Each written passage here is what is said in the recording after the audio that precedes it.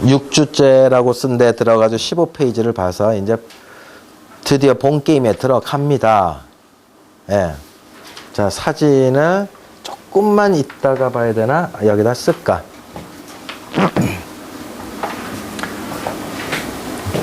자, 풍수지리는 어떤 수단을 쓰는데 수단을 두 가지로 씁니다. 하나는 눈이라고 하는 걸 사용을 하고 하나는 패철, 나경이라고 하는 나침판을 가지고 거기 다 써 있죠? 예. 측정하는 수단이 이제 하나는 산을 보고 물을 보고 나경을 가지고는 방향을 보고 나경은 이 동서남북 방향을 보는 거거든요. 그래서 그 방향에 따라서 좋고 나쁘고가 있다라고 하는 뜻이에요. 예. 쉽게 생각을 해보세요. 물론 이 나경, 나침판이 무조건 다 옳은 이론이다라고 말할 수는 없지만 동쪽은 우리가 항상 어떤 이미지예요? 해가 뜨는 어떤 이미지 우리 갖고 있잖아요. 서쪽은 해가 지는 이미지, 북쪽은 왠지 추운 이미지, 남쪽은 왠지 뜨뜻한 이미지. 그런 식으로 우리도 느끼고 있는데 그거를 10등분, 12등분, 24등분, 60등분 해가지고 그 구역들마다 좋고 나쁜 기운들이 다 오고 가더라 하는 게 이게 방위학이에요. 예, 방위학문. 방위를 따져가지고 기륭을 따지는 학문이요. 동서남북까지는 이해되는데 이걸 60조각 내가지고 기륭이 있다 그러니까는 이게 믿어야 돼요, 말아야 돼요? 이제 애매합니다. 예. 그걸 있다라고 하는 순간 패철은 갑자기 중요해지는 거예요. 에이씨, 그런 게 어딨어. 정도껏 좀 따져라.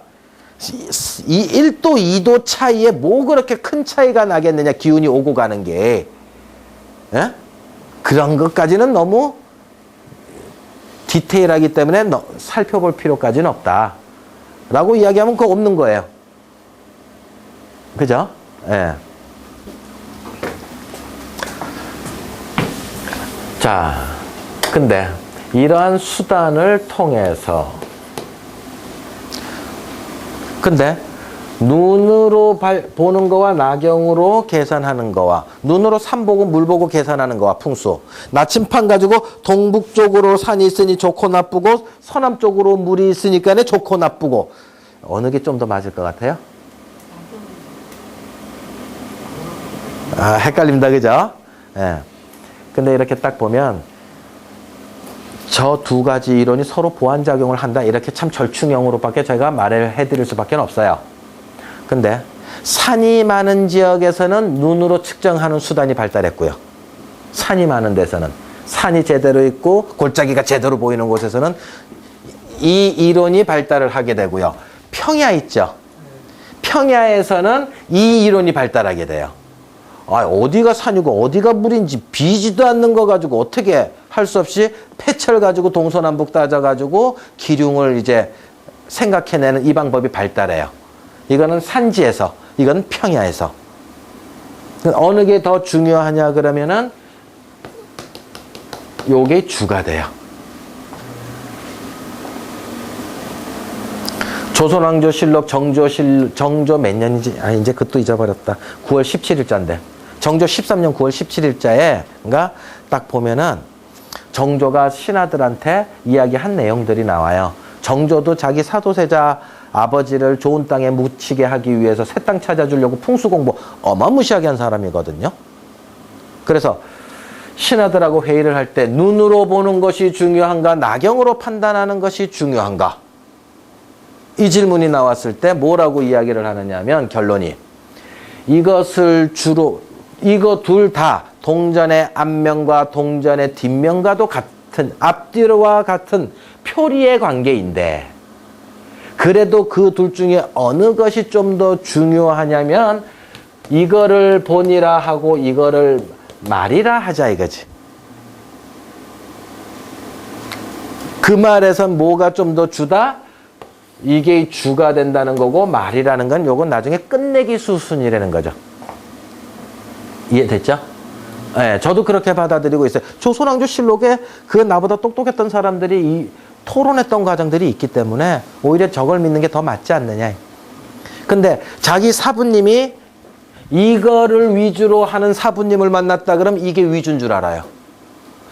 자기가 만난 사부님이 이거를 위주로 하신 분이라면 이게 중요한 줄 알아요. 배운 대로 할 거니까. 여러분들도 딴 데서 풍수를 안 배우셨다면 제가 말한 대로 알고만 가실 거 아니에요. 그죠? 제가 산 중요하다 그러면 산이 중요하다고 알고 갈 거고, 나경이 중요하다 그러면 나경이 중요하다고 알고 가실 거단 말이에요. 그랬을 때 제가 하나 더 이제 자료를 드린다면, 정조실록의 13년에 9월 17일자를 찾아보면 저런 내용이 있더라. 그래서 제 경험하고 붙여보니까 눈이 좀 더 우선하더라. 이제 그렇게 말씀드리는 거예요. 근데 눈으로만 말을 산을 눈으로만 보고 말을 딱 하면 갑자을축 하나도 안 따지고요. 해줄 말이 별로 없어요. 좋다 나쁘다가 이게 그렇게 별로 해줄 말이 없는데 갑자기 오행이 들어가고 그 다음에 자축인묘가 들어가고 팔괴 그 다음 구궁이 들어가면서부터 그냥 점치듯이 해설이 막 될 수 있는 거예요. 몇 년도에 이 집 들어와서 몇 년 만에 너희 집이 망하게 되고 뭐 이런 식으로 몇째 아들이 당하게 뭐 이런 식으로 말이 그 여러 가지 이제 해석을 갖게 된다. 자, 어쨌든 수단은 이런 수단이 되고요. 그 다음에 이론은 거기 이제 세 가지가 있죠. 형세론이라고 하는 이론, 형국론. 거기 한자가 쓰여 있으니까 저는 한글로 쓰겠습니다. 형세론이라고 하는 이론, 형국론이라고 하는 이론, 좌향론이라고 하는 이론이 있다. 여기서 형세론이라고 하는 이론은 중국에서 들어온 이론이에요. 그 다음 형국론은 이제 한반도에서 크게 발달한 이론인데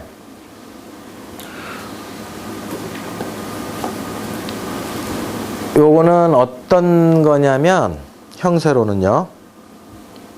산 따로 공부하고 물 따로 공부하는 학문이에요.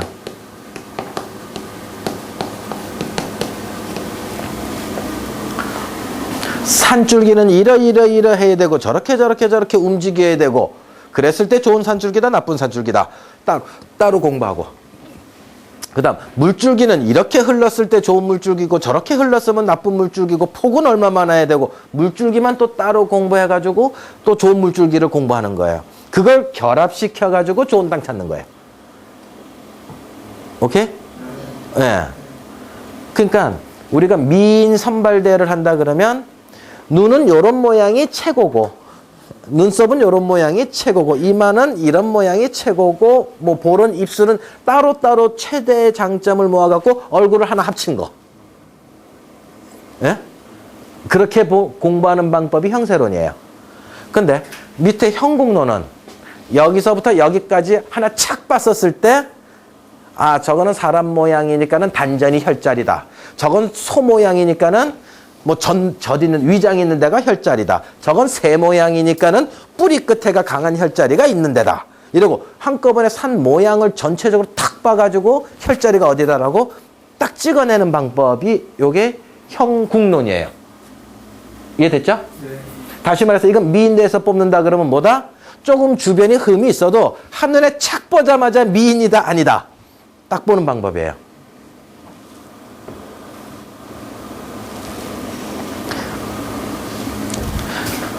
그래서 이거는 산 모양을 가지고 혈자리를 찾는 방법인데 이 두 가지는 결국엔 뭐다? 터를 정하는 이론이다. 바로 그 터다 이러고. 두 개는 터를 정하는 이론이에요.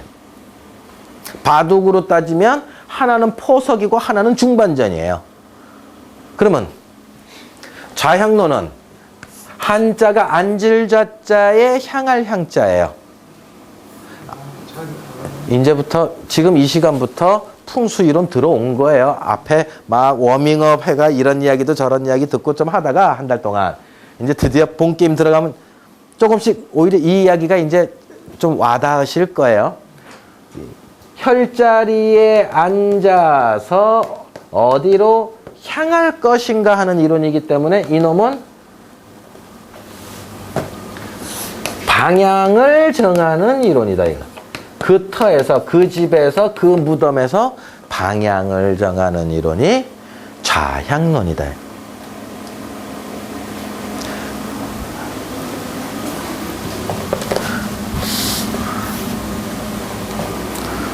그럼 눈으로 형세론, 형국론, 좌향론으로 보고 나경으로 형세론, 형국론, 좌향론으로 보면서 이 세 가지 이론을 공부하는 거죠. 나무로 치자면 이론이 이게 풍수질이라고 하는 건데 가지가 세 개가 있더라. 하나는 형세론, 하나는 형국론, 하나는 좌향론. 그 중에서 형세론 공부하면서 공부해보자. 형국론 공부하면서 공부해보자. 좌향론 공부하면서 공부해보자. 요 순서대로 쭈르르 공부하면 나무 한 그루가 완성되는 거예요. 크게는 이거 세 개의 이론을 제가 이렇게 표현한 거예요. 거기 쓰여 있나요? 예, 형세론은 중국 이론인데 통일신라 때 당나라에서 수입되어 들어온 거다. 그 첫 번째, 형세론에는 네 가지의 이론이 있는데 첫 번째가 간용법이요. 두 번째가 장풍법이요. 세 번째가 득수법이요. 네 번째가 정혈법이다. 요 네 가지를 배우는 게 형세론 다 배우는 거예요. 이제 하나하나 이제 배워 나가자는 거지.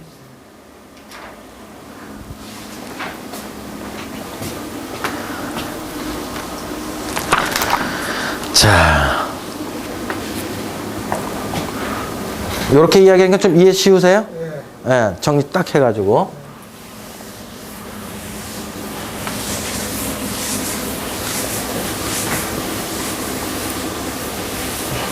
자, 다시 한번 나무로 착 이야기를 하면 여기 형세론, 형국론, 좌향론 가지가 한 개, 두 개, 세 개, 네 개. 여기는 한 개, 두 개, 세 개, 네 개, 다섯 개, 여섯 개. 하나, 둘, 세 개 이렇게 돼 있단 말이야. 풍수라는 게. 그럼 여기는 간용법, 장풍법, 득수법, 정혈법 배우는 거고요.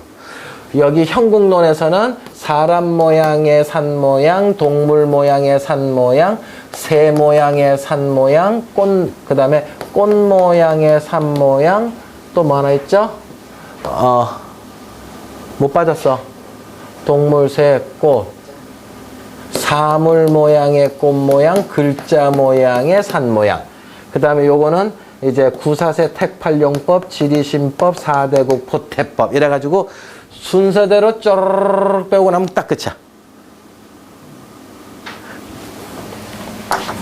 근데 눈으로 보는 거는 여기서 주로 사용을 많이 하고요. 형세론, 형국론에서. 그 다음에 좌향론 정하는 게 이쪽에서 폐철 쪽은 이쪽에서 좀 더 많이 사용하게 돼요. 그러니까 폐철을 나중에 배우게 되는 거예요. 여기서 제가 이쪽 공부를 하다 보면은 오행 이야기도 참 자주 나오게 되거든요. 풍수책을 읽어보면 이 산 모양을 보면서 이런 산이면은 목성이고 이런 산이면 금산이고 오행으로 막 이야기를 하는 일이 있는데 일단 그렇게 공부하지 마세요. 산 공부할 때는요. 오행이니 팔계니 구궁이니 식으로 보지 말아라. 제가 사주부터 먼저 했잖아요. 예? 사주부터 해놓고 풍수를 배우러 딱 갔는데 처음 2년을 사부님한테 듣기를 지금 돌아가셨지만 먼저 배웠던 오행이니 갑자을축이니 뭐 이런 거 있잖아요. 12운성이니 싹 다 버리는 기간 2년 걸렸어요. 오히려 버려야 되는 시간이야. 나중에 다 갖다 쓰거든요. 12운성 다 갖다 쓰거든요. 그래서 제가 풍수 배울 때 참 빨랐던 이유 중에 하나가 저 이론들이 자주 배우면서 다 돼 있으니까 한마디 하는 것들을 금방금방 알아들어서 속도가 빨랐어요. 근데 나중에 진짜 풍수 공부로 깊숙하게 들어가려고 할 때 오히려 방해가 생기는 일이 생겨요. 무슨 방해냐? 산을 저건 목형이고 화형이고 토형이고 금형이고 수형이고 저거는 녹전성이고 저거는 염정성이고 이러고 산을 쪼개보고 있더라는 거예요. 산을 통째로 보아갖고 산의 좋고 나쁘고 흐름을 알아야 되는데 이걸 자꾸 5조각으로 쪼개고 12조각으로 쪼개면서 공부를 하고 있더라는 게 습관이 이제 쪼개는 습관이 돼 있어서. 그래서 그 습관을 오히려 버리는데 2년 걸렸어요.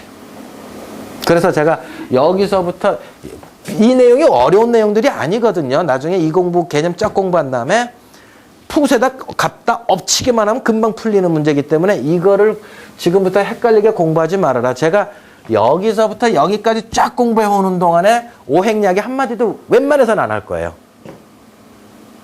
왜? 여러분들이 산을 산대로 보는 눈을 키워주기 위해서.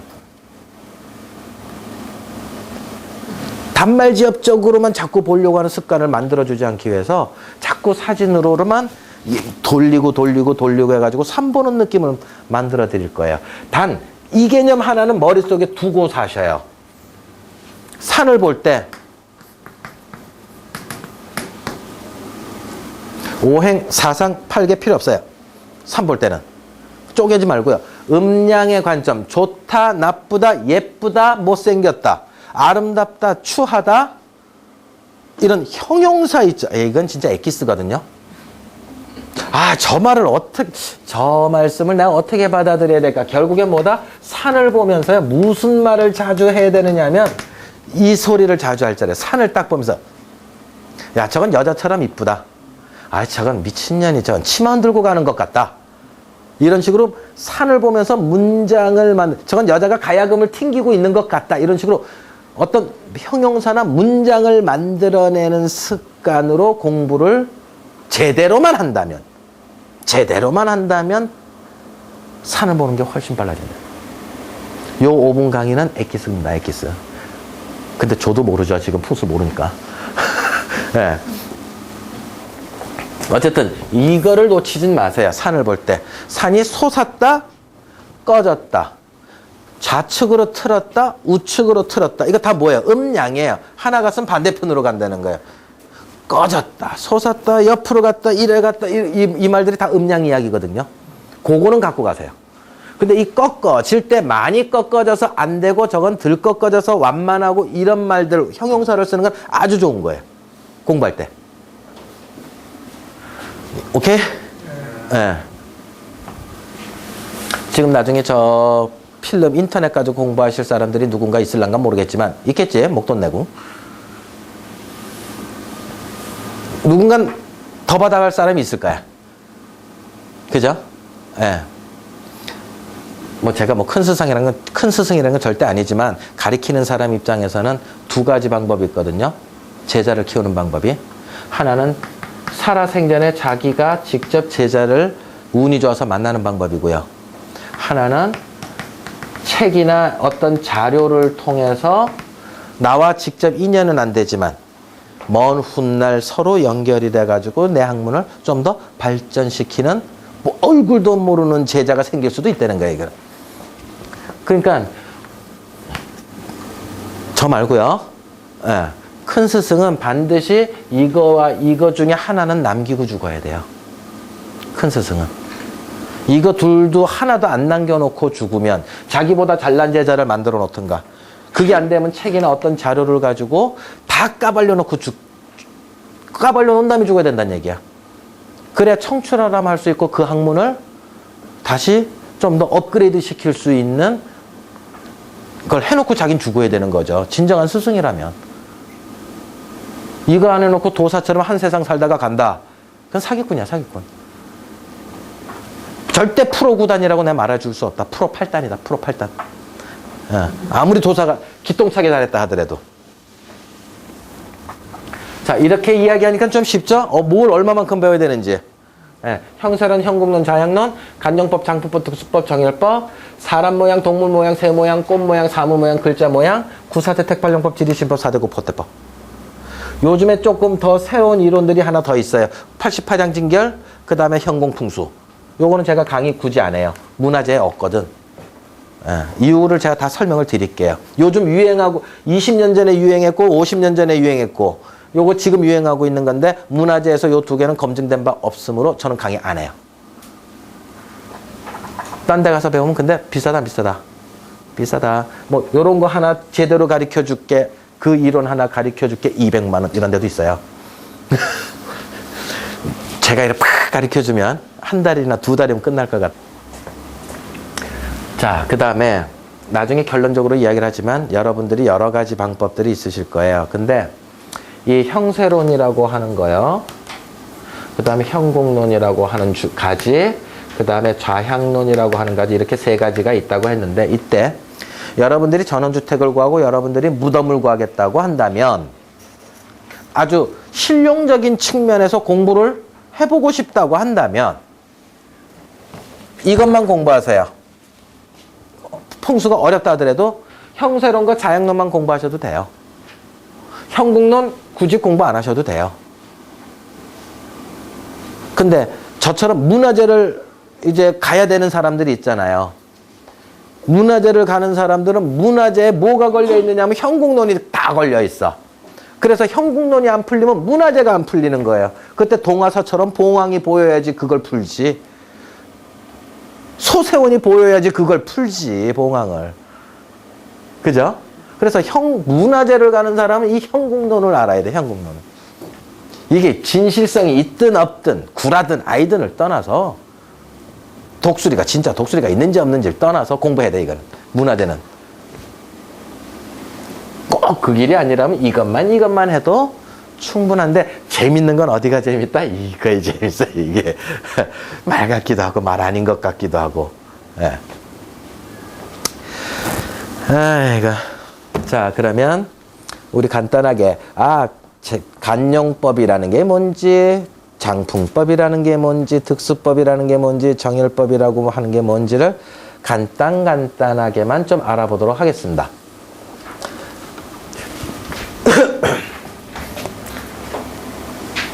참 이거 제가 책을 쓴다고 한다면 좀 이따 책 쓸 거지만 6년째 미루고 있지만 제가 첫 방송 나간 지가 8년 됐잖아요. 8년 되고 나서 한 2년 있다 쓰려고 그랬는데 그냥 어떻게든 6년이 또 금방 가버렸어요. 지금 6년 전에 책 냈었으면은 브랜드가 좀 더 빨리 만들어졌겠죠, 그죠? 어쨌든 요번에 이제 책을 쓴다 그러면 책머리에다가 이거 쫙 한 페이지에다가 이렇게 공부합시다 딱 하려고. 네.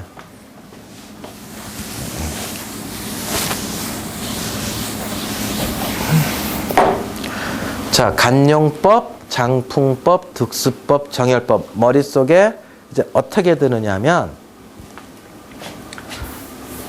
자, 우리 집이 있습니다. 우리 집의 뒷산에서 산줄기를 받아요.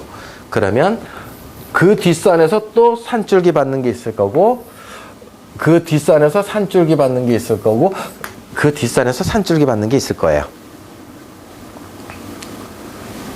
꼭 근데 이게 내려오는 게 꿈틀꿈틀 산봉우리 솟았다 내려갔다 솟았다 내려갔다 이러는 거 보니까 꼭 뭐와 같다?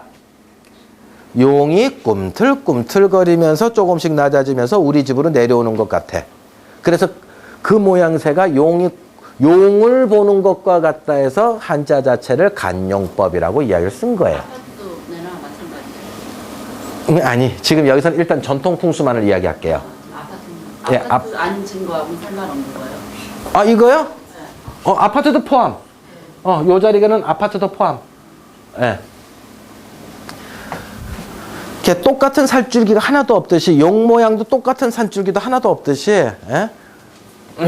이제 변화무쌍한 용의 모양을 상징을 해가지고 이제 이게 용을 본다라고 하는데, 어쨌든 여기서 말하는 용을 본다라고 하는 간용법은 우리 집으로 직접적으로 산줄기가 연결돼서 들어오는 요거 한 줄기만을 공부하는 게 간용법이에요.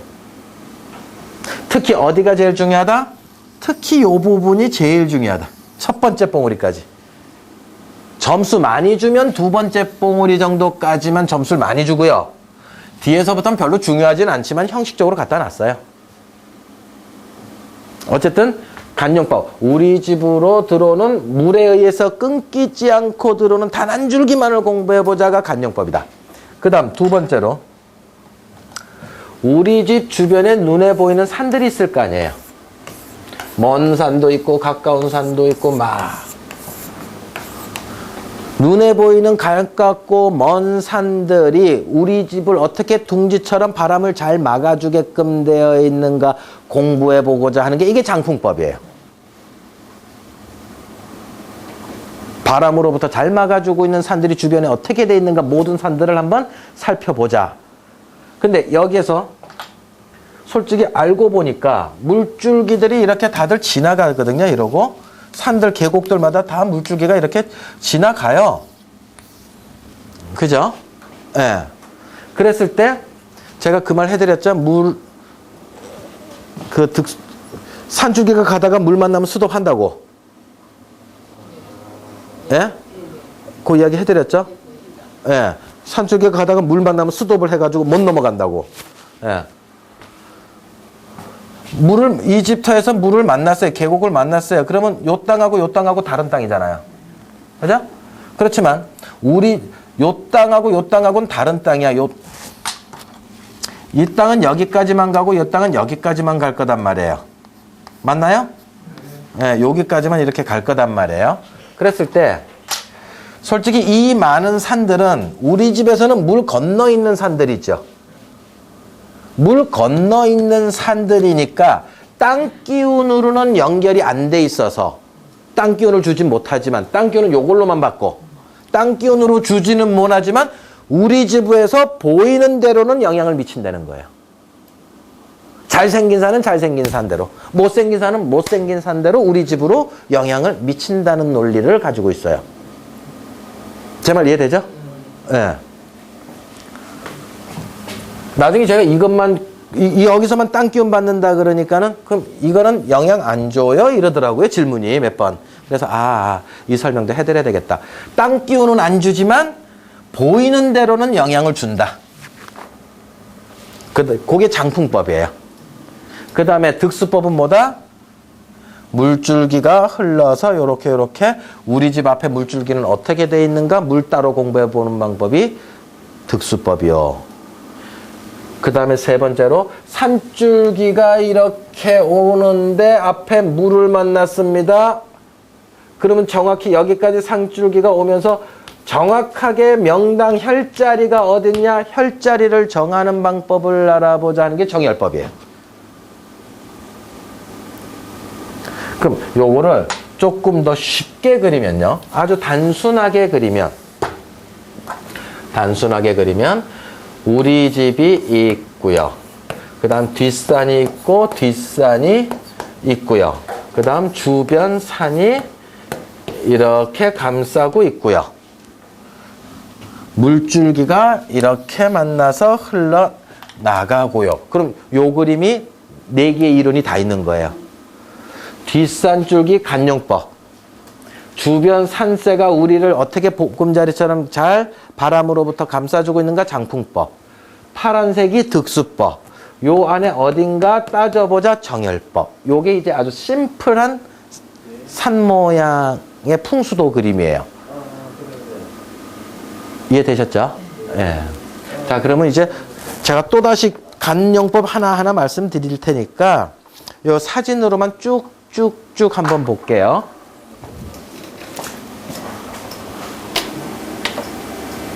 아닌데, 아니요. 다른 버튼을 눌러. 이거 어떻게 눌러야 되지? 저게 컴퓨터가 맛이 갔구나. 하도 안 켜갖고.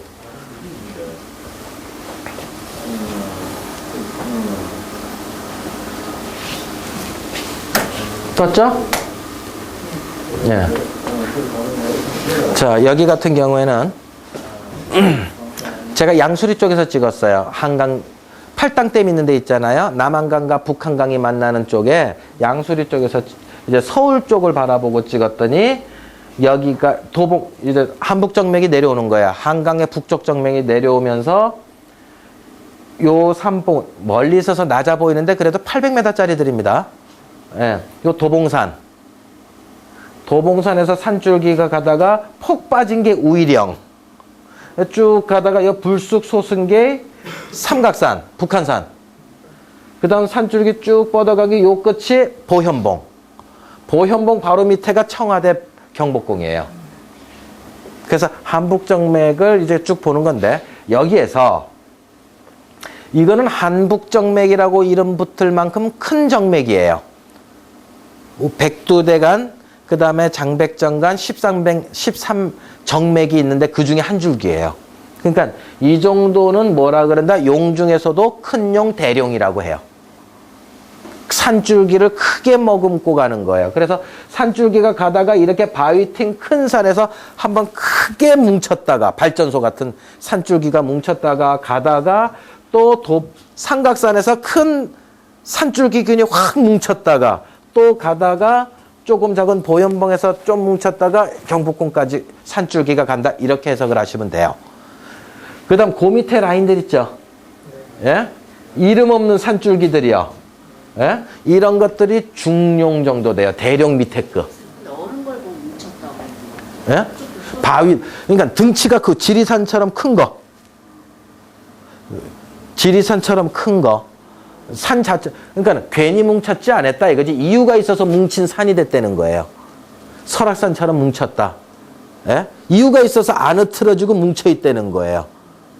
근데 그게 지리산은 흙이 많으면서 산이 뭉쳤으니까 후덕한 느낌의 산기운을 갖고 있다고 보는 거고, 설악산은 바위들이 칼날 같은 바위들이 많다고 해가지고 이거는 이제 후덕한 거 반대 뭐 장엄한 스타일의 산기운이 모였다고 봐요. 그래서 그 설악산은 장엄하다 하고 그 다음에 지리산은 웅장하다 하거든요. 느낌 아시겠어요? 장엄하다, 웅장하다. 그렇게 생각을 해주시는. 그랬을 때 이렇게 바위들이 솟아있다는 건 아주 큰 산기운이 겉으로 드러났다고 보는 거예요. 우리가 전선 있잖아요. 전선이 쭉 가는데 겉에 뭐가 발라져 있어요? 피복이 발라져 있잖아요. 이 구리선이 아주 힘차게 전기선을 통하고 있는데 흙으로 덮고 있는 게 이게 산이에요. 흙이에요, 흙. 피복 역할을 하는 게 흙이에요. 근데 흙을 꿰뚫고 바위들이 튀었다는 거는 뭐예요? 여기서 산기운이 뿜어져 나가고 있다라고 풍수에서는 해석을 한다는 얘기예요. 산기운이 드러나 버렸다는 걸 이야기하는 거예요. 이해되죠? 네. 그래서 우리가 바위 위에 앉아서 수행을 하면은 훨씬 빨리 느끼는 게 흙보다 땅 기운이 그 돌을 통해서 뿜어져 나오고 있기 때문인 거예요. 그러니까 수행을 할 때 흙에서 수행하는 사람하고요, 바위 위에서 수행하는 사람하고 진도는 누가 더 빠르냐면 바위가 빨라요. 정신 집중이라든가 이런 것들이 훨씬 빨라요. 근데 그게 조금 세다, 자기가 감당하지 못할 정도의 바위에서 계속 하고 있으면 어떻게 된다?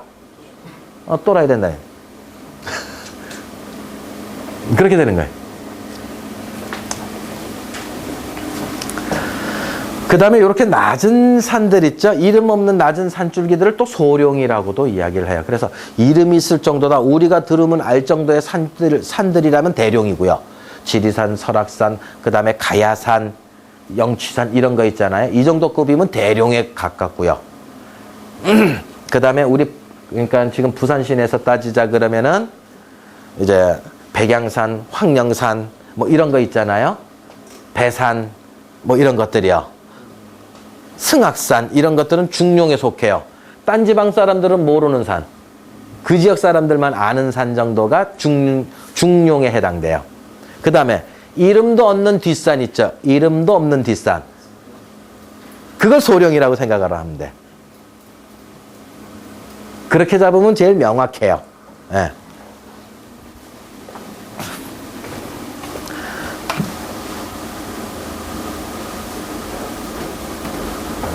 자, 이게 이제 황령산 올라가서 찍은 거죠. 여기가 이제 황령산 아시죠? 황령산에서 북쪽을 찍었더니 여기가 이제 고당봉이고요. 고당봉에서 이렇게 와가지고 여기가 상계봉이고 만덕터널 지나가지고 금정봉에서 이제 백양산으로 올라가고 금정봉에서 하나 빠져가지고 동네 정치묘 화지산이요. 요 앞에 있는 거. 예? 우리 사무실 지금 요 바깥에 있는 거. 요 화지산 이렇게 딱 둘러싸이고 지금 한눈에 찍은 건데 어쨌든 이 정도 급이면은 중용급이다. 백두대간은 아니지만 13정맥은 아니지만 이 정도 급이면 중룡이고 여기서부터 이렇게 화지산 쪽으로 내려오면 소룡이고. 오케이? 예. 그 정도로 따지면 된다. 이름 없는 산까지만 내려올 정도다. 그 정도면 소룡으로 따지면 된다. 자, 여기는 경남 그 부곡온천이에요. 그럼 이 정도 산줄기라면 산줄기도 가는 방향이 있거든요. 이 방향으로 가느냐, 저쪽에서 이 방향으로 오느냐, 산줄기도 가는 방향이 있어요. 예. 이건 어디로, 이 산줄기는 어디로 가요? 이렇게 올라가, 이렇게 내려와요. 얘는 내려오죠. 여기서 이렇게 내려와서 물가 쪽으로 가는 거 아니에요. 그죠? 산줄기도 가고 오는 방향이 다 따로 있습니다. 그거는 뭘 보면 되느냐? 등고선 공부할 줄 알면 돼요. 한번 이야기했을 거예요. 산 가는 방향 등고선 보고 공부한다. 그랬을 때 이 산은 그냥 뭐 중룡이든 소룡이든 보든 간에 여기서부터는 이제 그야말로 용중에서도 가지제 그냥 가지. 가지로 이제 해석을 하는 거예요. 땅바닥까지 내려오는 건 가지로 보는 거예요. 작은 용 중에서도 작은 용인 거예요. 근데 꽃은 어디서 펴요? 줄기에서 펴요? 큰 가지에서 펴요, 꽃은. 열매 어디서 맺어요? 작은 가지에서 꽃 펴요. 열매 맺는 것도 작은 가지 끝에서 열매를 맺어요. 그래서 좋은 혈자리는 어디 있다? 큰 산줄기 붙어 있는 게 아니고 작은 산줄기 쫙 내려가다가 갑자기 이쁘게 착 땅을 만들어요. 오케이? 사찰만 다니신 분들은 전부 다 명산 대찰만 생각하니까 큰 산 옆에 큰 사찰들이 자주 있는 걸 봤기 때문에 꼭 자꾸 큰 데를 쫓아가거든요. 사찰만 그렇지 왕릉, 궁궐, 서원, 양반집, 민속마을 다 찾아보세요. 큰 산 주변에 없어. 다 산줄기가 그냥 자그마한 데 가서 이쁘게 땅이 딱 만들어진데 시방자리, 꽃, 나무로 치자면 꽃이 열리는 자리는 작은 산줄기에 딱 있어요. 자, 저런 걸 어쨌든 큰 용, 작은 용, 중간 용 이런 식으로 이제 표현을 하는 거예요. 용이다 그럼 산줄기를 의미하는 거구나. 그렇게 하시면 된다. 자, 그 다음 제가 제일 좋아하는 사진이죠. 두 번째 장풍법에 대해서 보면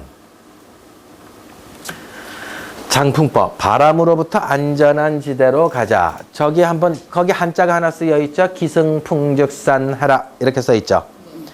기승풍즉산 이렇게 돼 있는데 이 두 번 앞에는 이제 기운기자고요. 두 번째 글자는 탈승자예요. 올라탄다. 승차권 승차하세요. 버스에 올라타세요. 이거 승차한다 할 때 승자니까 탈승자예요. 그 다음 바람풍자고 그 다음 곧 즉자고요. 즉시 할 때 즉. 그 다음에 뒤에는 흩어질 산자입니다. 흩어진다라고 하는 산계한다 할 때 산자예요. 그래서 기승풍즉산한다. 이 소리는 뭐냐? 기라고 하는 것은 바람을 올라타면 곧 흩어진다라는 뜻이에요. 여기서 기라는 건 땅기운 지기를 이야기하죠.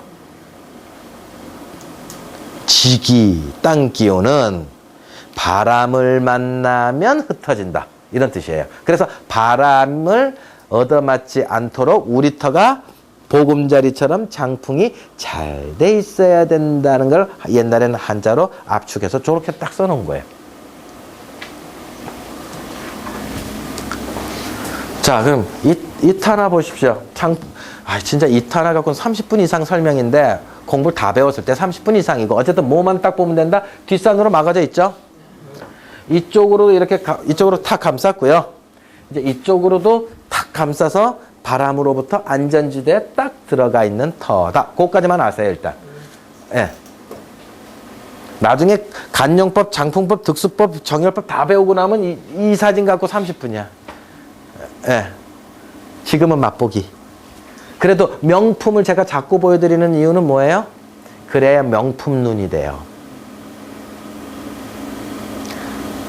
3,000원짜리 도자기만 보면 3,000원짜리 도자기에 대해서만 일가견이 있게 되고요. 고려청자만 보면 고려청자 보는 눈만 생긴다니까요. 맞잖아요. 오페라도 A급 배우들, 유럽의 A급 배우들만 봐보세요. 3,6개 눈에 비나. 안 비잖아요. 똑같아. 예. 그래서 무덤 공부하고 싶으면 무슨 공부 꼭 해야 된다? 왕릉. A급을 공부하라. A급. 스페셜 A급을 공부하라. 자, 이 땅 같은 경우에 이제 어떻습니까? 요 안에 땅은요. 뒷산이 균형도 제대로 맞았어. 여기서 산줄기도 가운데 이렇게 하나 빠져나왔어. 이게 이렇게 하나 감싸고 있고 이렇게 하나 감싸고 있어요. 이만큼이 열렸죠, 근데. 그죠? 그럼 이 부분은 바람이 통할 수 있으니까 좀 조심스러운 부분이 있다. 대신에 마을이라면 앞이 열릴 수밖에 없어요. 왜? 앞에 먹고 살아야 할 논밭대기 땅이 있어야 되기 때문에 평야가 돼야 되기 때문에 이렇게 뭐 넓어질 수밖에 없어요. 사찰이나 무덤 같은 경우가 산속으로 들어가니까는 여러 겹으로 쌓일 수가 있는 것이지 평야지대라면 넓어질 수밖에 없지. 예. 어쨌든 이런 것도 장풍이 이만큼까지는 된 거다. 이것보단 못하지만.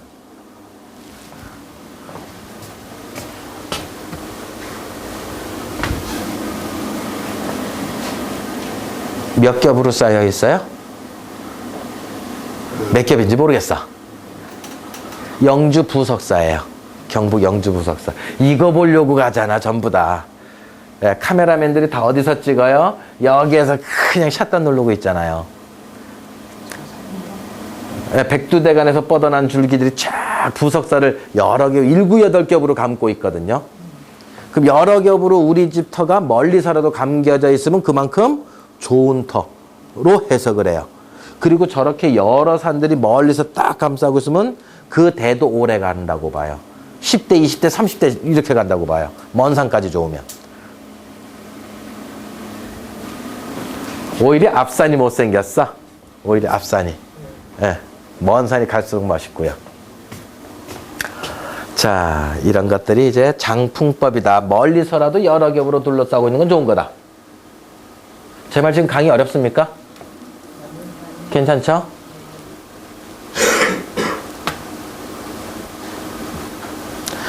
아까 그 봉정사요.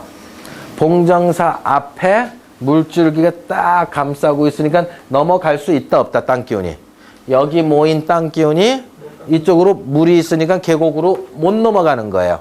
이 안에 어딘가 모였다 이거지. 거기 혈자리 여기에 딱 모였다. 대웅전에 모인 거예요. 오케이? 네. 우리 전원주택 짓는데 전부 다들 계곡 옆에 가길 좋아하잖아요. 문화재를 돌아다녀 보니까 제일 좋은 터에서 양반집이든 어디든 물까지는 최소 30m, 50m 이상은 예사로 떨어졌어요. 50m 이상은 예사로 떨어졌어요. 근데 전부 다 전원주택집은 계곡 옆에 하나 두고 싶어가지고 다 어디 가요? 이 옆에 가요. 이거 피사리 껍질 자리를 가요, 자꾸. 피사리 껍질 자리 옆을 가지 말아라. 예, 좋은 턴 따로 딱 있어요. 그러면 여기서부터 이제 이렇게 올라가가지고 여기 안내도가 있고 이렇게 들어가서 올라가거든요. 그러면 쉬더라도 여기 쉬었어요. 콩고물이라도 얻어먹으려면 안에 들어가서 쉬어야지. 그래서 저 같으면 안내도를 요 안에다가 옮겨놨으면 참 좋겠어. 안내도 보면서라도 명당기운 조금이라도 더 받을게. 제가 주지 스님이랑 그렇게 하겠다 이거지.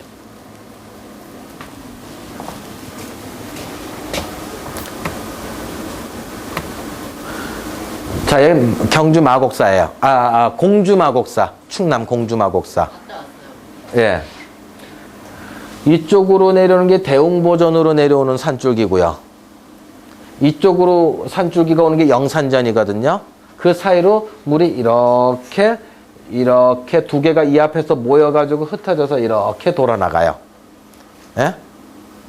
물줄기가 좋은 땅이거든요, 이거. 그러면 이 산줄기는 몇 겹에 의해서 가로 바리케이트, 물이 몇 겹으로 바리케이트 쳐졌어요? 한 겹, 두 겹으로 바리케이트 쳐졌어요, 이 땅은. 여러 겹으로 바리케이트가 쳐진 거는 산기운이 오다가 더 많이 스톱한다는 얘기거든요. 그 다음, 이쪽에서 산줄기 오는 건 몇 겹으로 바리케이트 쳐졌어요? 한 겹, 두 겹으로 바리케이트 또 쳐졌죠. 작은 공간 안에서 두 겹으로, 또 두 겹으로 바리케이트 쳐진 아주 괜찮은 터예요. 물줄기로서 산기운을 딱 정지시킨 거. 저런 절에 가서 기도하면 좋아요. 그래도 이름난 이유가 있겠죠? 그 다음 하야마을이죠. 예, 너무나 유명한 하야 말이죠. 이거 왜 옆으로 갔어? 방금 갔죠? 아까 봤어요. 그럼 이야기를 하지. 전 방금 봤어요. 화산에서 산줄기가 내려왔는데 물줄기가 휙 잘 감아 돌았다 이거지. 산줄기가 내려오다가 요 땅이 이쪽으로 넘어간다 못 넘어간다? 못 넘어가고 이 안에 메이드라 그 중에 어딘가가 좋은 혈자리가 있다 이거죠. 정열법으로.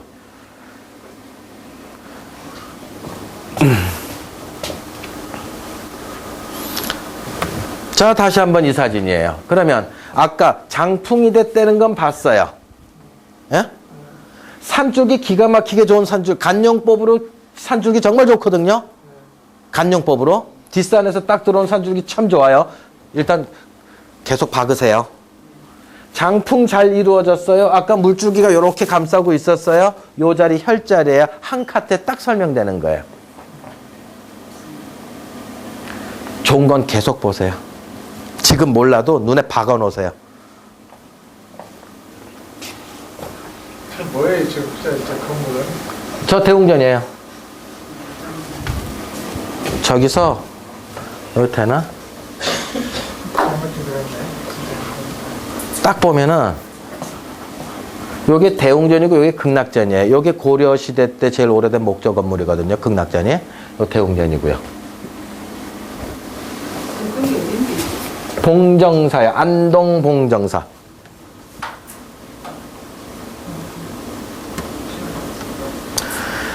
예, 자, 그러면 나머지는 또 2장 정도 남았는데, 아, 요거 좀 가까이 당기면 이렇게 되네요.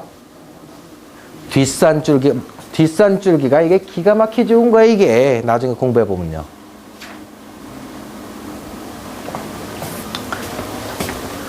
자, 오늘 요까지.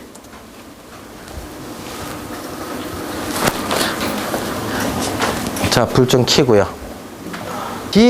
득수법에 보면 기계수측자라고 나오죠. 득수법 3번에.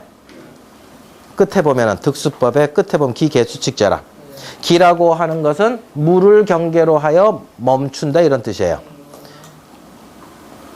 기계수 즉지하라. 물이라고 하는 땅 기운이라고 하는 기는 지경 이제 경계 계자거든요. 물을 경계로 곧 정지한다 이런 뜻이에요. 그래서 맨 밑에 줄 내려가면 생기, 땅 기운의 2대 특성은 뭐다?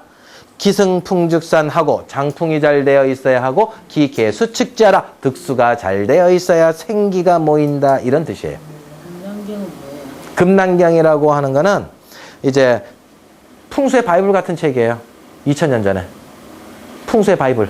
청호경, 금난경 이 2권이 옛날에 과거 시험 칠 때 암기해서 쳐야 되는 과목 2과목이 청호경, 금난경이에요. 나머지 책들은 보고 시험 치는데 오픈북인데 청호경, 금난경은 외워서 시험 쳐야 되는 정도로 바이블 같은 책이 이제 금난경인데 이 얘기가 금난경에 적혀있다는 예, 말씀이에요. 예. 자, 오늘 강의 여기서 마치도록 하겠습니다. 수고하셨습니다.